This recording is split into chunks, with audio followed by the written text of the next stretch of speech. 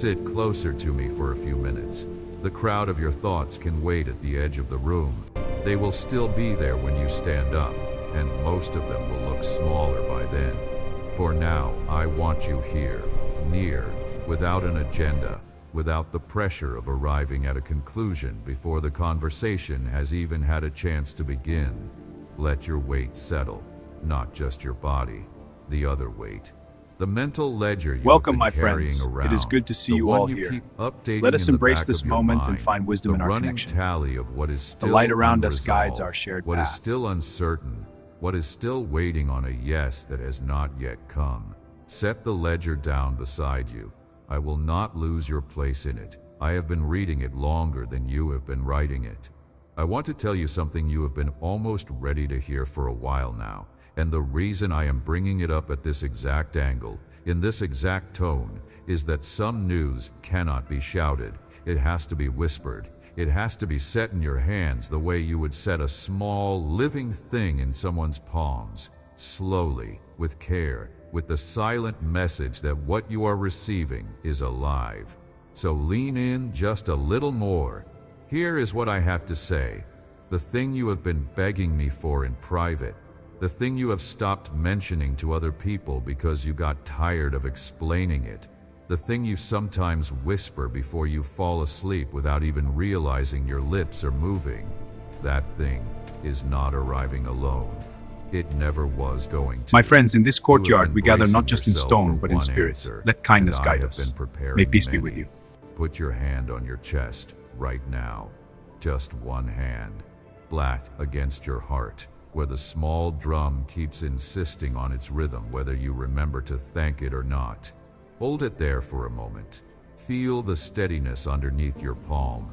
That steadiness is not a coincidence. It is a sample, a small free sample of how steadily I have been working in your life when you could not see the work.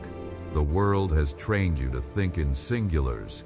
One job, one opening, one healing, one door. As if I were a clerk at a counter handing out one item per customer and stamping your forehead and sending you back to the line. That is not how I move. That has never been how I move. The way I move is closer to weather than to vending. Weather does not arrive in a single drop. Weather arrives in a season. And the season I have been preparing around your life is not a single answer to a single prayer. It is a whole climate change in your favor. I know how that sounds to a heart that has been disappointed. The hardest place to receive good news is a chest that has been carrying old grief. I am not going to bulldoze past your caution. Caution earned its place. The disappointments you survived made it. I respect that part of you, but I also want to tell that part of you, gently, that the rules it learned from the past are not the rules of the room you are walking into now. Different rooms have different rules. The rooms of your past had rules that were written by what was scarce, what was slow, what was withheld. Those rules made sense in those rooms. The room you are walking into next has different walls, different lighting, different acoustics. Sound carries differently here. A whisper in this room arrives at the other end as a clear sentence. A small step in this room covers more ground than a long stride did in the old one. You do not have to relearn how to walk. You just have to let the new room teach you what it teaches. Some of you have been so used to closed skies that an open sky feels suspicious. You keep checking the corners for the catch. You keep waiting for the punishment that you assume must be hiding inside the goodness. I want to address that fear directly because it has been costing you the joy of what is already here. There is no catch. The goodness is not a setup. I am not the kind of parent who hands a child a gift in order to take something else away. I am the kind who gives because giving is closer to my nature than withholding ever was. Listen. What is moving toward you is not a single event. It is a sequence. The first thing you receive will not be the last thing you receive. Do not let the first one fool you. Do not let it fool you in either direction. Do not let it fool you into thinking the story is now complete and do not let it fool you into thinking it is too small to matter. Each thing that arrives in this stretch of your life is a hinge. One opens the next, one sets up the next, one unlocks a door that you did not even know existed because the door was hidden behind another door that had not yet been unlocked. This is what people do not tell you about the way I work. I do not just answer, I orchestrate. There is a difference. An answer is an event. An orchestration is an architecture. You have been asking me for an event, and I have been quietly building you an architecture. Breathe with me. 3 slow breaths. In, out, in, out, in, out. Let your shoulders come down a ½ inch. They have been hovering up near your ears for so long that they have forgotten the lower position is even available. Let them remember. The air you just took in is the same air I breathed into the first human chest. It still works the way it worked then. Now hear this clearly, in the tone of someone who has been waiting a long time to say it. You are not at the end of a drought. You are at the beginning of a rain that has more than one cloud in it. I will say it again, in a different shape, because some truths need more than one shape to settle in. You are standing under skies that are about to release more than you knew how to ask for, in directions you have not been watching, through people you have not yet met, through changes that do not fit on the small list you wrote down. The list was not wrong. The list was just smaller than my generosity.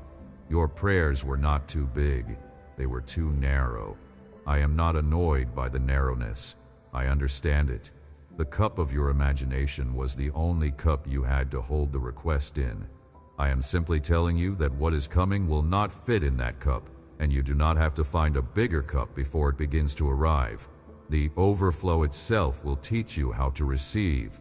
Some of what is coming will look like the thing you asked for. Some of it will look nothing like the thing you asked for, and you will only realize months later that it was the better answer the whole time. Some of it will look like ordinary days that turn out to have been carrying extraordinary cargo. Do not despise small beginnings. Small beginnings are the door I prefer. You have been measuring the distance between where you are and where you want to be. I want to tell you that I have not been measuring that distance the same way. The map I am using does not have the same scale as the one in your head. What looks like a long road on your map is sometimes a short corridor on mine. What looks like a delay on your map is sometimes a turn on mine, and the turn is the reason the road eventually leads somewhere your old route would never have reached. I am not rushed, but you should not mistake my patience for slowness. I am not slow. I am thorough. There is a difference. Slowness postpones. Thoroughness prepares. While you have been waiting, I have been preparing. While you've been wondering whether anything was happening at all, I have been arranging the people, the timing, the rooms, the moods, the small chance encounters that will look like luck to anyone watching from the outside, but will look like signature to anyone who knows my handwriting. You know my handwriting. You have known it longer than you give yourself credit for. You have seen it in the moments that turned around just before you broke. You have seen it in the help that came from the unlikeliest place. You have seen it in the times you should have fallen apart and somehow did not. Those were not coincidences. Those were practice runs. I was practicing on you. I was teaching your spirit to recognize my style, and I was doing it because I knew that one day I would need you to recognize it on a bigger scale, and I did not want you to miss it when it came. It is coming. Let me tell you what the next stretch of weeks and quiet months might actually feel like, so that you do not miss it when it happens, because that is part of how miracles get missed. They arrive in clothes you did not expect. You are scanning the horizon for one shape, and they slip in through the side door wearing a different shape entirely. You might wake up one ordinary morning and notice before you have even gotten out of bed that a particular knot in your chest is not as tight as it was. You will not know exactly when it loosened. You will not be able to point to a moment, but it will have loosened, and you will feel a small surprise of breathing that comes without effort. That is one of the answers. Do not dismiss it because it did not announce itself. Healings rarely announce themselves. They prefer to do their work first and let you discover the result. You might be in the middle of an ordinary errand and run into a person you have not seen in years, and the conversation will be 5 minutes long, and inside that 5 minutes a sentence will be said, by them or by you, that turns out to matter. You will think about that sentence for a week. It will become the first stone of a new way of seeing something. That is one of the answers. The street corner was not random. The timing of when you walked past was not I arrange these things. I have been arranging meetings since I arranged the first one. You might check your phone at a moment you would not normally have checked it, and a message will be waiting that you needed to hear at exactly that hour, not the hour before, not the hour after. The sender will not know they were timed. They will think they sent it on a whim. The whim was mine. I work through whims often, especially with kind-hearted people who have learned to let small impulses move them. You might find yourself sitting in your own kitchen, doing something as small as washing a dish, and a feeling of unexpected peace will come over you for no reason that the situation around you can explain. You will look around to see what changed. Nothing in the room will have changed. Something inside the room will have changed, but it will not be visible. That is one of the answers too. Some answers come as inner weather, not outer events. Receive them. They are not less real because they cannot be photographed. You might catch yourself, weeks from now, laughing at something you would not previously have found funny. The laughter will surprise you. You will think, I have not laughed like that in a long time. That laugh is data. The capacity to laugh has been being restored in you slowly, in quiet places. The laugh is the surface signal of a deep restoration that has been happening underneath your awareness. These are the textures of what I am bringing. Not all of it will look like fireworks. Most of it will look like a softening of what was hard, a clearing of what was clouded, an arrival of what was not arriving. The cumulative effect, looking back from a year or two ahead, will be unmistakable. From inside the days themselves, it will feel like life.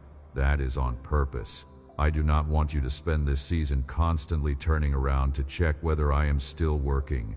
I am still working. I am always still working. Trust the texture and walk forward. Say your own name out loud, just once. Not for me. I know your name. Say it for you. Say it the way someone who loves you would say it, with no impatience in the syllables. Hear how the air carries it. That sound is the address I am sending the next chapter to. I have not lost the address. The mail has not gone to the wrong house. Whatever you have feared about being forgotten is unfounded. I do not forget the names I have spoken over. Now let me tell you, more concretely, what I am bringing. There is more than one open door in what I am bringing you. Not one, more than one. Some of the doors are doors you have been pushing on for a long time, and you will finally feel them give way. Some of them are doors you did not even know were there, and you will turn a corner and stand in front of them as if you had always meant to. They will not all open on the same day. That would overwhelm you. They will open in a sequence I have arranged, so that each one prepares your hands for the next one. Healing comes the same way, more than one. The body is a country, and a country is healed in regions, not all at once. The first place I touch may not even be the place you have been most worried about. I often start at the edges, where the damage is older, where the patterns were laid down so long ago you have stopped noticing them. From the edges, I move inward, and by the time I reach the center is more receptive than it would have been if I had started there. I know what I'm doing. I have been doctoring souls and bodies for a very long time. Then there is the provision. You have been adding up your needs in one column and your resources in another, and the math has been disquieting you in the small hours. I am not impressed by your math. Not because the numbers are wrong. The numbers are correct as far as you can see them. But the page you are doing the math on is only one page of a longer book, and the next pages contain entries you have not been able to count yet. because they have not yet been written down where you can see them. They are written down where I can see them. That is enough for now. Friendship is part of the package too. More than one new face. Some of the lonelinesses you have been carrying are about to be answered, not by one person who fixes everything, because no one person was ever supposed to fix everything, but by a small constellation of people who together will make you feel less alone in a way you almost stopped believing was possible. They are already on their way. Some of them are people you have not yet met. Some of them are people you already know but have not yet recognized. I will help you recognize them. I am good at introductions. I have been introducing people who needed each other since before either of them knew they needed anyone. Clarity is coming in pieces. The fog you have been walking in is going to lift in patches, not all at once. You will see one thing clearly, then another, then another. Each clarity will give you the courage to take one step. The step will reveal the next clarity. Trust the patches. They are how I prefer to teach. A floodlight overwhelms the eyes. I work with lamps. And there will be more than one yes. You have been bracing for the no you fear the most. I am not going to pretend that every door opens. Some of the no's in your life are mine, and the reason for them will become legible to you later, sometimes much later. But I want you to hear that the yeses outnumber the no's in this season I am bringing you into. The mathematics of grace is not the mathematics of fairness. Grace tilts toward you. It always has. Stop here a second. Don't read the next sentence yet. Take that in. Grace tilts toward you, not away from you, toward. Now keep going. There is a particular kind of waiting that you have been doing, and I want to honor it before I say anything else about what comes next. You have been waiting in a way that the people around you have not always seen. You have been waiting through nights that did not end on schedule. You have been waiting through meals you ate alone and tried to make pleasant for yourself. You have been waiting through holidays that were supposed to feel a certain way and felt a different way instead. You have been waiting through anniversaries of losses you did not announce because you did not want anyone's pity, only their understanding, and understanding turned out to be rarer than pity. I noticed all of it. None of it went to waste. Waiting is not nothing. The world treats it like it is the absence of activity, but waiting is its own form of work. It is invisible work.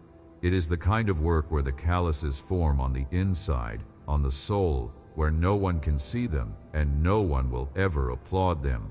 You have been doing that work. Your soul is more calloused than your hands in the good sense, in the sense of having toughened in the places that need to hold weight. Because you have been faithful in the waiting, the season I am moving you into will not undo you. That is one of the reasons I waited. You may have thought I was withholding. I was actually preparing. I have seen what happens to people who receive a flood of good things before their soul has the muscle to host it. The flood drowns them. They cannot tell the difference between blessing and identity. They become what they have, and when what they have shifts even slightly, they collapse. I did not want that for you. I wanted you to be a person who could host a flood without becoming the flood, who could carry abundance without abandoning the version of yourself you spent so many quiet years becoming. You are now that person. You did not see yourself becoming her. You did not see yourself becoming him. You are too close to the becoming, but I saw it. I have been watching you turn into the kind of vessel that can hold what is coming. If these words are landing in you, leave a phrase in the comments. Not for me, for your own ears. Type more than 1, 2 words, so that the part of you that has been fearing scarcity hears your own voice naming the truth out loud, so that something in your mouth records what something in your spirit has just begun to believe. The smallest voiced agreement counts. A whispered, more than 1, still counts. You do not have to feel certain to say it. Some certainties only become real after you have said them. I want to talk to you now about how to walk through what is coming, because the coming is real, and the walking is the part you do. Do not grip the first miracle as if it were the last. That is the most common mistake of people who have waited a long time for an answer. When the first one arrives, they hold it so tightly that their hands are not free to receive the second one. Their fingers are still wrapped around the first thing when the second thing is already at the door, and they cannot answer the door because they are afraid to set down what they are holding. Set it down. The first miracle is steady. It is not running away. It does not require your grip to remain real. Free your hand so that you can receive the next one when it knocks. Do not narrate the first miracle into the only miracle. I have seen people receive a beautiful thing and then convince themselves that the beautiful thing must be the entire answer, because to imagine more would be greedy. There is nothing greedy about expecting me to keep working. I do not stop working. I am not on a schedule that requires me to stop after one good thing per person. The cap on my generosity is not in me. If there is a cap, it is in the size of the receiving. Do not be the one who caps me on accident. Do not interpret the gap between miracles as silence. There will be gaps. Of course there will be gaps. The gap is where the next thing is being built. If I gave you one miracle, and then immediately another, and then immediately another, you would not have time to inhabit any of them. The gap is the breath between waves. It is not the absence of the ocean. The ocean has not left. It is gathering for the next swell. Use the gap. Rest in it. Let the previous miracle settle into your bones before the next one arrives. Do not test the miracles by demanding they prove themselves on your timeline. Some of what I am bringing will reveal its full shape only after time has done its work on it. A friendship that begins quietly will, 3 years from now, look like one of the most important relationships of your life, and you will only know that in retrospect.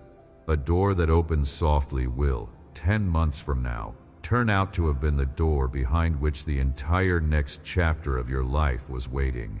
Do not dismiss the soft openings. The soft openings are often the most important ones. Loud miracles get the headlines. Quiet miracles get the lasting impact. Do not compare the shape of your miracles to the shape of someone else's. I tailor. I have always tailored. The blessing I sow for you will fit the body you have, the heart you have, the wounds you have, the gifts you have.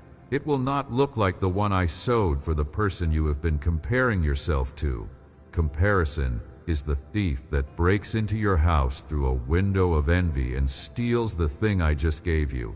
Lock that window. Receive what I send you on its own terms. Do not narrate the gap between you and the answer as a sign of my displeasure. There has been a habit in your inner voice lately of reading any delay as a verdict, as though the time it takes for things to ripen were proof that I am withholding. Ripening is not withholding. It is the opposite of withholding. It is the patient cooperation of 1,000 small forces, each doing its work at the pace at which it can do that work without breaking. A peach forced to ripen too quickly is hard at the center. The blessing I am bringing into your life is a peach I am letting fully ripen. When you bite into it, it will be soft all the way through. There will be no hardness at the center to disappoint you later. That is worth the wait. Do not believe the voice that tells you when one good thing has arrived that you should now stop expecting. That voice is old. It learned its caution in a different room, the room I told you about earlier, the one with the closed skies.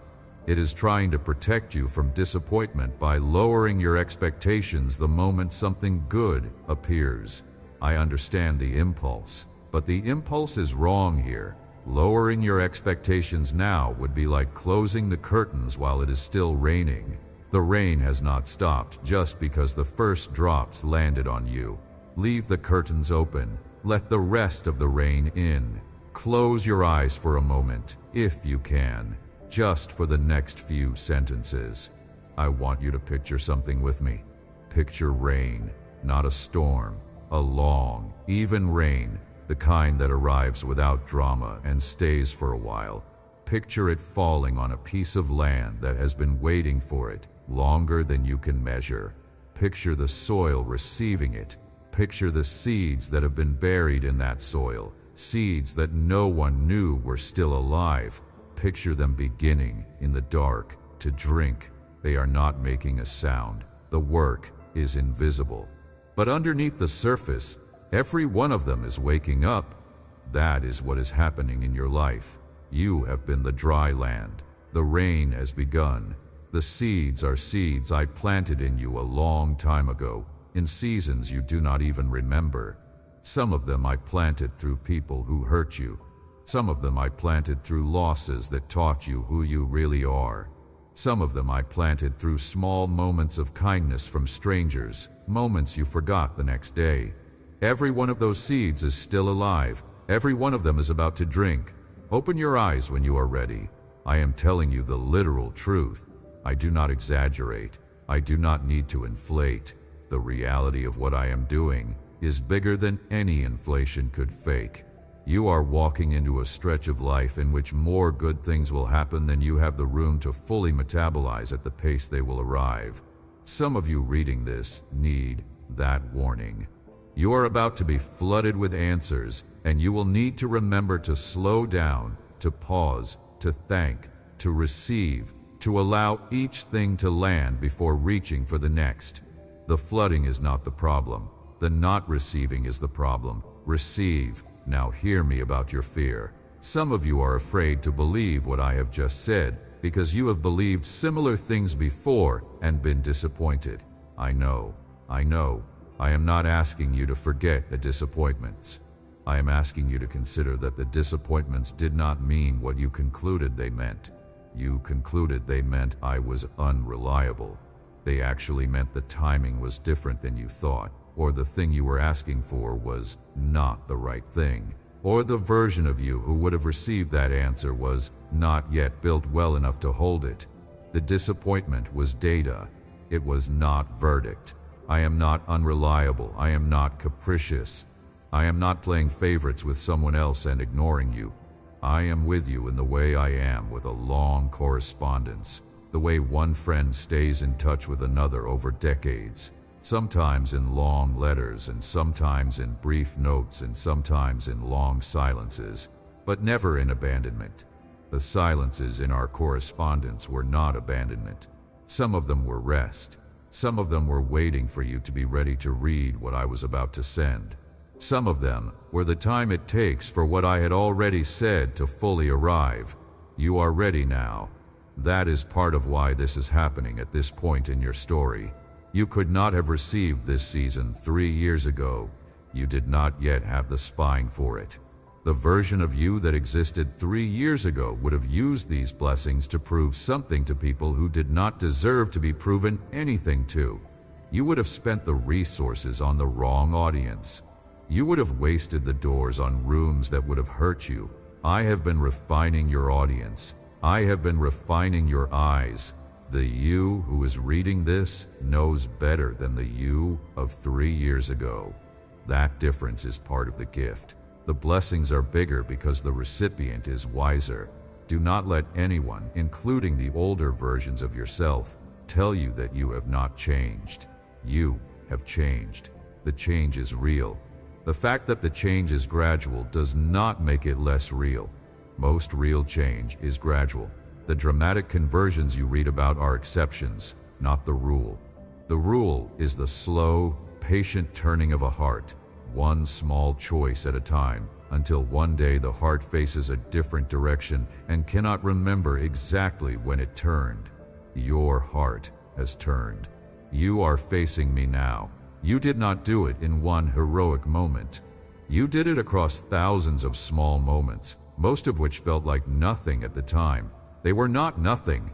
Let me address one more fear, because I know it is in the room.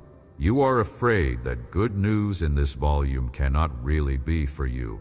You are afraid that there has been some mistake, that I am addressing someone else, that the camera in your mind is trying to convince you to believe something that will be embarrassing to have believed if it does not come true. I want to gently dismantle that fear, because it has cost you more than you realize. There is no mistake. The voice you are hearing has a record. Look back across your life. Trace the moments where something turned that should not have turned. Trace the moments where someone showed up who should not have known to show up. Trace the moments where a door opened that you did not have the credentials for. Those moments were me. They were not random. They were not the universe. They were not your charm or your intelligence, although those are gifts I gave you, and I'm glad you used them. They were me speaking your name in rooms you had not entered yet, telling the room to make space for you. Take a moment, even now, and remember 3 of those moments. Not big ones necessarily, small ones. The phone call that came from someone you had not heard from in years, on a week when the call mattered more than the caller could possibly have known. The job that opened the day after the other one closed. The sentence that landed in your ear from a stranger and stayed with you for months, longer than most sentences from people you actually love. The illness that turned out to be less serious than the early signs suggested. The car that was repaired more cheaply than the mechanic first thought. The friend who reached out the night you were not sure you wanted to keep going. The quiet shift in a relationship that you had given up on, and then one day, it started slowly mending itself without your having forced it. 3 moments. Hold them in your mind for a few seconds. Notice how, even now, the thread between them is visible. They were not unrelated. They had a hand on them. A pattern was being woven across your life with a needle you could not always see. The needle has not been put down. It is still moving. The same hand that wove those moments is weaving the moments that have not happened yet. Once you see the pattern in the past, the future stops feeling like a void. It feels like a continuation. I have been making space for you for a very long time. I am still making space for you. The space I am making in this season is bigger than the spaces I have made before, because the version of you who is reading this can finally walk through those doors without being broken by what is on the other side. Whisper this back to me, slowly, the way you would whisper something you want to make sure you actually mean. I am ready to receive what he is bringing. Just that, or shape it in your own words. The exact words matter less than the inner motion. The inner motion is the thing. There is an old part of you that wants to bargain. That part of you wants to ask what it has to do, what it has to perform, what kind of perfect it has to become before the season I am describing can begin. I want that part of you to rest. The season is not contingent on your performance. It is contingent on my faithfulness, and my faithfulness was decided long before you were born. You did not earn what is coming. You also cannot unearn it. It is not a paycheck. It is an inheritance. Inheritances do not have to be deserved. They have to be received. The receiving is the only work, and it is gentler work than you have been used to. You have been working hard. I am not going to insult that work by pretending it did not happen. But the next stretch of your life is going to involve a different kind of effort. The effort of staying open. The effort of not collapsing the wonder by explaining it. The effort of letting yourself be loved on a scale you have not yet practiced being loved on. That last one will be harder than it sounds. Many people can endure suffering more easily than they can endure being loved. Suffering they recognize. Love at this scale, they do not yet have the muscle for. I will help you build the muscle. We will build it slowly, one act of receiving at a time. Here is a small practice for the days ahead. When something good happens, no matter how small, do not race past it. Stay with it for 30 extra seconds. That is all I am asking. 30 seconds of just letting it be true. Most people lose half their blessings by hurrying past them on the way to the next worry. The mind reaches for the next worry the way a hand reaches for a familiar coat in a cold room. It is reflex. It is not malice, but the reflex costs you the joy of what is already in your hands. So when the small good arrives, pause. Let your shoulders drop. Say something simple inside yourself like, thank you, or this is real, or just, yes. That tiny pause is how you teach your nervous system that the new room is safe. Over time, the pause widens. Over more time, the pause becomes the room itself. Another practice. When doubt comes back, and it will come back, because doubt is loyal to the rooms it learned in, do not argue with it. Argument is the food doubt was raised on. It will eat your argument and grow. Instead, do this. Speak to the doubt the way you would speak to a tired child who has come into the room asking the same question for the 10th time. Say gently, "I have heard you. I know. I am safe now." Then return your attention to what is actually happening, which is that the season I described is unfolding around you whether or not the doubt approves. The doubt does not have to approve. It only has to be heard. Hear it kindly and keep walking. A third practice. When someone in your life receives a blessing before you do, and you feel the small sting of envy that human hearts feel, name it without shame. Envy is not a moral failure. It is a signal that something inside you is afraid the supply is finite. The supply is not finite. I am not running out. There is enough for them and for you. Their blessing is not a withdrawal from your account. The economy of grace does not work like that. When you see them flourishing, take it as a preview, a window into what abundance looks like, a reminder that I am the kind of giver who is currently giving. Their answered prayer is evidence in your favor, not against it. There is one more thing I want you to know before we close this conversation, but before that, let me ask you to do one small thing. Place both of your hands palm up on your lap or on the surface in front of you, just for a few seconds. The gesture matters. Not because I cannot reach you with closed hands. I can reach you anywhere, but because the body teaches the soul, and a body in a posture of receiving teaches the soul that it is allowed to receive. Most of us have to learn this slowly. We were taught, somewhere along the way, that wanting was greedy and asking was weakness.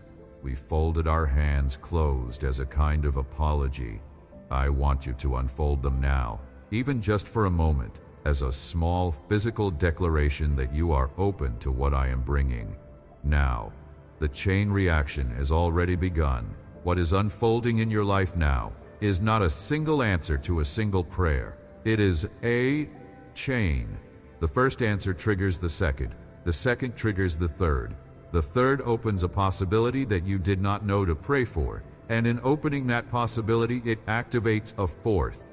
By the time the chain has run its course, you will look back and see a pattern you could not have engineered. You will see a wisdom in the order of events that no human strategist could have arranged.